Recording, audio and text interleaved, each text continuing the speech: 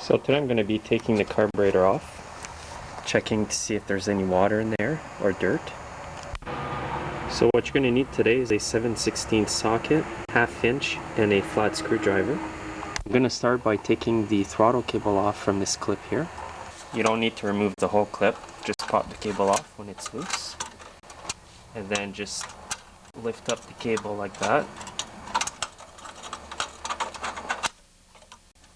Next, I need to remove this bolt here, it's 7/16. I'm also going to remove the air filter. And the last bolt to remove is this one, it's 1/2 inch. You're going to notice that there's also a spacer back here that you need to catch. So you can catch that spacer when you actually remove the fuel tank. So now that you've got the bolt loose, you can remove the fuel tank just by pulling like this. And this piece of linkage here from the throttle, just remove it like this by tilting the whole tank. And now you've got the tank off. I'm just going to start by dumping the fuel out.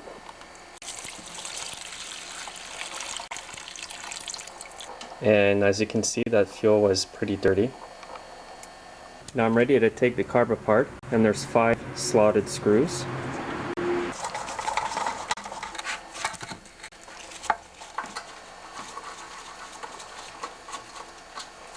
Now I'm just going to separate the carburetor carefully. Sometimes it might be stuck on there. You can put a screwdriver like this, and it's going to pop off without damaging it. Now this carb is very dirty, as you can see here. It wouldn't run right, and no wonder it's full of water there. So that's going to have to be cleaned really good. I can even see dirt down in the fuel tank over here. And I assume that part of the carburetor must be dirty as well. You also have to make sure that the screens at the tip of these tubes are clean. They may look clean, but they probably aren't. I'll take a closer look at the diaphragm as well. You can also remove the diaphragm by carefully grabbing an end like that. And go gently so it doesn't rip on you. Sometimes they're old and deteriorated, so they may rip anyways. And I have to remove this little cover here. That's a 1/4 inch bolt. Now this little rod here is attached to the diaphragm, and that's what works the choke. It's called choke-o-matic. It chokes itself. So just pull the pin out like that, and the diaphragm will come out. So I'm going to wipe the diaphragm with a clean shop towel, and I'm going to let it dry after that. And I'm going to reuse this one. If I have more problems, then I will replace it, but it looks like it's going to work. Now I'm going to spray the fuel tank and the carburetor with some cleaner. And the screens here as well.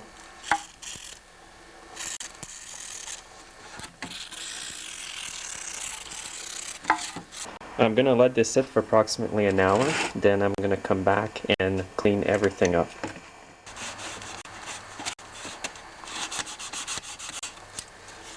Get right in there and clean all these holes here. If you can't reach down in here, grab a screwdriver, put it under your shop towel or rag, and get right in there and turn it and clean it. Now to get down in here, spray a lot of carb cleaner, grab your rag again and a screwdriver and rub it down in there.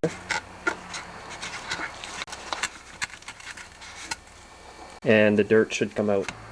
Now I'm going to pour a bit of fuel in the gas tank and some gas over here as well, just to clean it all up. I'm going to shake it and then dump it out.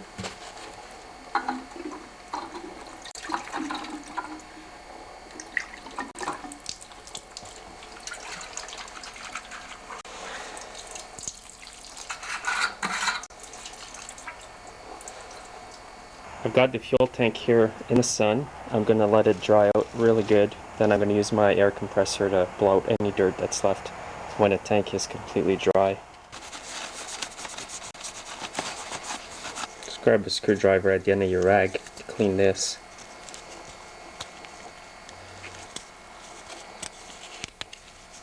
I'm just going to spray a bit of carb cleaner on these screens, and I can see the fluid coming out over here.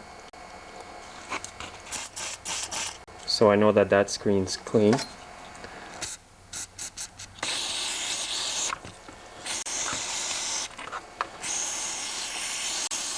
If you have a parts washer, it'd be a lot easier to clean.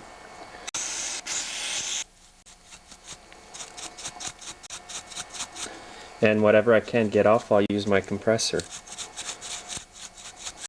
I'm also going to let the carburetor dry in the sun as well. Okay, my parts are nice and dry, and I'm just going to blow them out.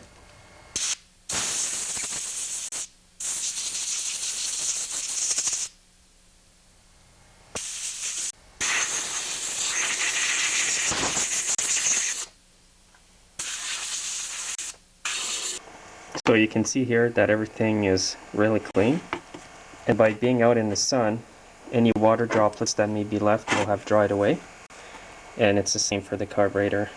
Now I'm just going to remove the adjusting screw here from this nut, which is 1/2 inch, just to double check that.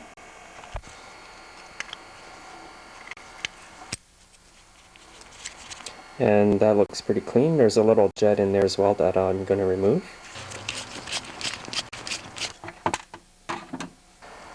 The jet here looks pretty clean because you can see right through it. I'm going to spray some carb cleaner down the hole. Now everything looks clean, so I'm going to put the jet back in. I've cleaned the tip of the needle on my wire brush. And don't forget the gasket that goes on there.